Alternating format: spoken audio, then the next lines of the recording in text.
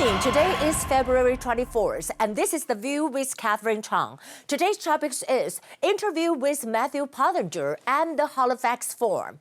I interview former U.S. Deputy National Security Advisor Matthew Pottinger on my show, The View with Catherine Chang, on February 23rd. He talked about Taiwanese defense budget and whether U.S. President Donald Trump would send troops to defend Taiwan. At the same time, Taiwan President William Lai delivered a keynote speech at the opening of the Halifax International Security Forum. Here are some points.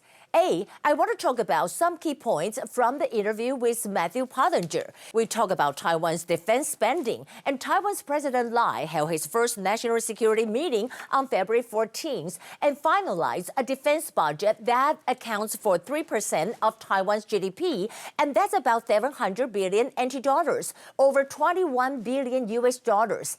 And Matthew Pottinger said Taiwan needs to deter China. The war in Ukraine has cost about 37% of Ukraine's GDP. 3% of GDP is cheaper than 30% of GDP.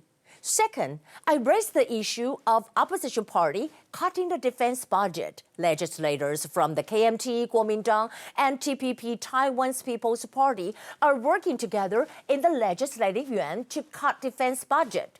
For instance, 50% of Taiwan's indigenous submarine budget has been frozen, which amounts to about 1 billion NT dollars, approximately 30.45 million US dollars. This could create a gap in Taiwan's national defense. Matthew Pottinger said since Taiwan faces a military threat from China, the opposition parties, their actions are unwise. They can redirect defense budget items, but should not cut or freeze them. Well, I think it is absurd for Taiwan's opposition party to cut or freeze the defense budget. For example, without funding for fuel, how can fighter jets take off? Third, what about the possibility of China's interference? Many Taiwanese believe that China is using opposition party to cut Taiwan's defense budget. Pottinger responded, China's intervention in Taiwan's internal affairs is a form of warfare, and Taiwan should be cautious about it. Fourth, I asked if China invades Taiwan, would Trump send troops to defend Taiwan? And Pottinger said, well, based on his interactions with Trump as a deputy security advisor, he believes that if China invades Taiwan, Trump would definitely take action.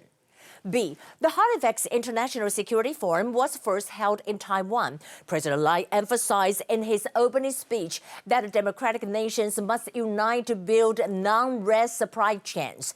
I think the term non-red supply chains refer to creating a semiconductor alliance to counter China. Taiwan's President William Lai and former U.S. Deputy National Security Advisor Matthew Pottinger both attend the Halifax Forum in Taiwan, and Taiwan has truly become the focal point of global attentions.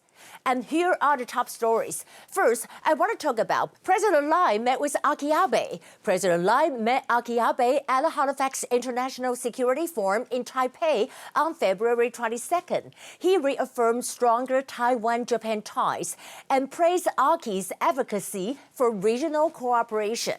Speaking at the Halifax International Security Forum in Taipei, Aki echoed her husband Shinzo Abe's words that a crisis in Taiwan is a crisis in Japan, underscoring his commitment to regional peace.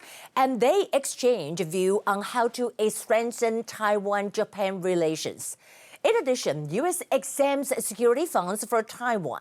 According to Reuters, U.S. President Donald Trump's administration released $5.3 billion US dollars in previously frozen foreign aid, including $870 million US dollars in security exemptions for programs in Taiwan. U.S. Secretary of State Marco Rubio reaffirmed Washington's opposition to any forced change to the status quo in the Taiwan Strait, in saying that the U.S. does not seek conflict and remain committed to its long-standing policy on Taiwan. On the other hand, Taiwan to team up with Czechia and Poland on drones. We know that Taiwanese drone companies have strengthened global ties in signing agreements with the Czech Taiwanese Business Chamber and the Poland Florida Group to boost industry collaborations.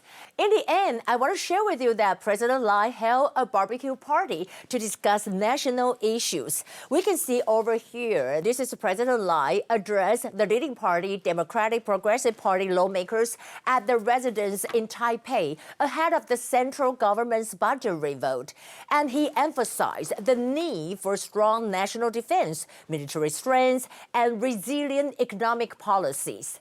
At the same time, the Executive Yuan is requesting a reconsideration of the general budget before February 27th. The cabinet aims to unfreeze budgets within a month and propose supplementary bills to address funding gaps. Well, that would be the view for today, and I'm Catherine Chang from Taipei. Today is Monday. I hope you all have a nice Monday, and I'll see you again.